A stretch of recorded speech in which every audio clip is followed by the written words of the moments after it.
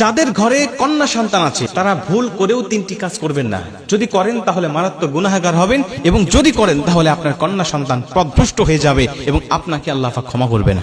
এবং কন্যা সন্তান জন্মগ্রহণ করলে যে সওয়াবের কথা আল্লাহ রাসূল বলে দিয়েছেন, এই সওয়াব থেকে আপনি বঞ্চিত হবেন। কারণ কন্যা সন্তান একটা মানুষের জন্য, একটা বাবা মার জন্য শ্রেষ্ঠ নিয়ামত হিসেবে আল্লাহ পাক দান করে। কন্যা সন্তান এতটাই নিয়ামতপূর্ণ, এই যখন আল্লাহ পাক যার ঘরে পাঠায়, রহমত বরকত দিয়ে আল্লাহ পাক সেই ঘরটাকে পরিপূর্ণ করে দেয়। হযরত মূসা আলাইহিস সালাতু ওয়াস সালাম বলেছিলেন, আল্লাহ আপনি যখন কোনো ব্যক্তির উপর সন্তুষ্ট থাকেন তখন কি করেন? আল্লাহ পাক বলেছিল, মূসা আমি যখন কোনো ব্যক্তির উপর সন্তুষ্ট থাকি আমি সর্বপ্রথম তাকে একটা কন্যা সন্তান তার ঘরে পাঠিয়ে দিই। তার মানে এটা বোঝা যায় যার ঘরে কন্যা সন্তান আছে আল্লাহ পাক তার উপর হয়তোবা কোনো এক সময় খুশি হয়েছিল, রাজি হয়েছিল, যার কারণে আল্লাহ পাক তার ঘরে একটা কন্যা সন্তান দান করে দিয়েছে। অতএব ভেবে নিতে পারি যে কন্যা সন্তান আল্লাহ পাকের পক্ষ থেকে একটি শ্রেষ্ঠ নিয়ামত হিসাবে আমাকে দান করেছে। অতএব এই কন্যাকে কখনো অবহেলা করব না। প্রথম নম্বর কাজ হলো, এই কন্যা সন্তান যাদের ঘরে আছে এই কন্যা সন্তানকে আমরা অন্য কোনো পর পুরুষের কোলে দেব না। একবারে নবজাতক হলে সে বিষয়টা ভিন্ন, কিন্তু যখন আপনার সন্তান একটু বড় হয়ে যাবে, 3 বছর 4 বছর 5 বছর 7 বছর বয়স যখন হয়ে যাবে, এই কন্যা সন্তানকে কোনো পর পুরুষের কোলে দিবেন না। কারণ মানুষ, কিছু কিছু মানুষের চরিত্র পশুর থেকেও নিকৃষ্ট। আল্লাহ পাক বলেন, উলাইকা কাল আনআম বাল হুম আদল, এরা হলো চতুষ্পদ জন্তুর ন্যায়, বরং তার থেকেও নিকৃষ্ট। বর্তমান সময় আপনারা দেখেছেন ছোট বাচ্চা থেকে শুরু করে নিয়ে 80 বছরের বৃদ্ধা পর্যন্ত কিন্তু কিছু কিছু মানুষের হাতে নিরাপদ নয়। অতএব আপনার সন্তানকে সবসময় লজ্জা, শালীনতা শিক্ষা দিবেন। অন্য কোনো পরপুরুষের কোলে আপনি বসাবেন না। এতে কি হবে? সে হোক ভালো, কিন্তু আপনার কন্যা সন্তানের লজ্জা শরম নষ্ট হয়ে যাবে। আল হায়া ও শু'বাতুম মিনাল ঈমান, নবীজি বলেছে লজ্জা শরম হলো ঈমানের অঙ্গ। আপনার সন্তানের কিন্তু লজ্জা শরম ভাঙতে থাকবে। অতএব ছোট্ট থেকেই আপনি তাকে লজ্জা শিক্ষা দিবেন। এটা হলো ঈমানের একটি অংশ, এটা আপনাকে শিক্ষা দিতে হবে। কন্যা সন্তান কোনো পরপুরুষের কোলে দিবেন না, বসাবেন না। সোফায় বসে আছে, আপনি তার কোলে আপনার কন্যা সন্তানকে বসাবেন না। 2 নম্বরে, এই কন্যা সন্তানকে যখন বাহিরে পাঠাবেন তখন আপনি তাকে একা একা ছেড়ে দিবেন না।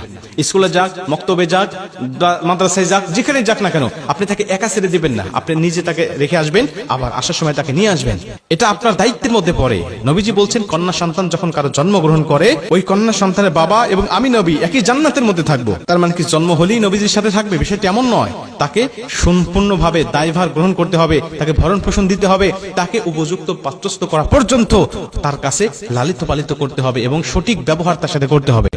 আজকে আমাদের সমাজে ছেলের সাথে যে ব্যবহারগুলো আমরা করি, মেয়েদের সাথে সেই ব্যবহার করি না। ছেলেদেরকে যত ভালোবাসি, মেয়েদেরকে আমরা সেরকম ভালোবাসি না। অতএব একটা মেয়ে সংসারে, বাবার সংসারে থাকার পরে অবশ্যই বাবার উপরে দায়িত্ব হবে, বিয়ে দেওয়ার আগ পর্যন্ত আপনি তাকে দেখভাল করবেন, তার কেয়ার করবেন, তাকে আপনি বড় করার আগ পর্যন্ত সবসময় আপনার নজরে রাখবেন। এটা আপনার উপর দায়িত্ব। জন্ম দিয়েছেন বলে আপনি জান্নাত পেয়ে গেছেন বিষয়টি এমন নয়। তাকে দ্বীন শিক্ষা দিতে হবে, তাকে আদব শিক্ষা দিতে হবে, তাকে ইসলাম শিক্ষা দিতে হবে। এটা আপনার উপরে দায়িত্ব। মুসলমান ভাইরা আমার, 3 নম্বরে নবীজি বলেন, যখন তোমার ঘরে কোনো কন্যা সন্তান থাকবে তখন তুমি তোমার কন্যা সন্তানকে 2 চোখে দেখতে পারবে না। তোমার সন্তানকে তুমি ছেলে সন্তানকে এক চোখে দেখো, আর তোমার মেয়ে সন্তানকে তুমি অন্য চোখে দেখো। এমন কিন্তু দেখলে তোমার কিন্তু চলবে না।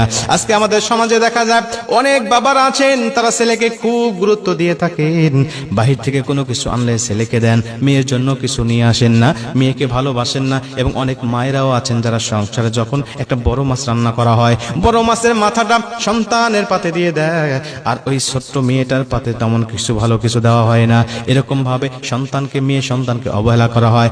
এক পর্যায়ে এই মেয়েটা যখন শ্বশুর বাড়িতে চলে যায়, তখন শ্বশুর বাড়ি গিয়েও এই মেয়েটা অবহেলার শিকার হয়। আপনি বাবার সংসারে থাকতে মাও তাকে ভালো কিছু খাবার দেয় না, আবার শ্বশুর বাড়ি গেলে তো তার কপালে ভালো কিছু জোটেই না।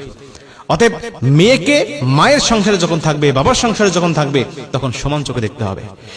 নবীজি বলেন, আমি যখন কোনো যুদ্ধে চলে যেতাম বা কোনো বাহিরে কোনো কাজে চলে যেতাম, সবার সাথে সাক্ষাৎ করার পরে সবার শেষে সাক্ষাৎ করতাম আমার মেয়ে হযরতে ফাতেমা রাদিয়াল্লাহু তাআলা আনহার সাথে। ফাতেমার সাথে আমি সবার শেষে দেখা করতাম, আর সবার শেষে দেখা করে আমি যখন চলে যেতাম, সব কাজকর্ম সেরে যখন আবার বাসায় আসতাম, সবার সাথে সাক্ষাৎ করার আগে আমি আমার ফাতেমার সাথে সাক্ষাৎ করতাম। সবার সাথে সাক্ষাৎ করার আগে ফাতেমা রাদিয়াল্লাহু তাআলা আনহার সাথে আমি সাক্ষাৎ করতাম। এবং যখন বাহির থেকে কোনো কিছু নিয়ে আসতাম, আমি কারো হাতে দিতাম না, আমি আমার কোনো স্ত্রীর হাতে দিতাম না, আমি আমার কোনো সন্তানের হাতে দিতাম না, দিতাম হযরত ফাতেমা রাদিয়াল্লাহু তাআলা আনহার হাতে। মুসলমান ভাইরা আমার, এখান থেকে বোঝা যায় নবীজি কন্যা সন্তানদেরকে কত ভালোবেসেছেন, কন্যা সন্তানকে কত মহব্বত করেছেন। আমরা তো সেই নবীর উম্মত হওয়ার পরেও কেন কন্যা সন্তানগুলোকে অবহেলা করি? মনে রাখবেন, যারা কন্যা সন্তানকে অবহেলা করে এরা হলো আয়ামে জাহিলিয়াতের সেই যুগের কাফের মুশরিকদের আদর্শগুলো লালন করে। অতএব আমরা তাদের আদর্শ লালন না করে আমার নবীর যে শিক্ষাটা দিয়ে গিয়েছেন ওই শিক্ষাটা অর্জন করে কন্যা সন্তানকে অন্তর দিয়ে ভালোবাসবো, তাহলে নবীজির একটি সুন্নাহ আদায় হবে। এবং এই কাজগুলো করার কারণে নবীজি বলছেন, সঠিকভাবে লালন পালন ভরণ পোষণ এবং উত্তম পাত্রস্থ করার কারণে আমি নবী এবং সেই ব্যক্তি মানে ওই কন্যা সন্তানের পিতা একই জান্নাতের মধ্যে থাকবো।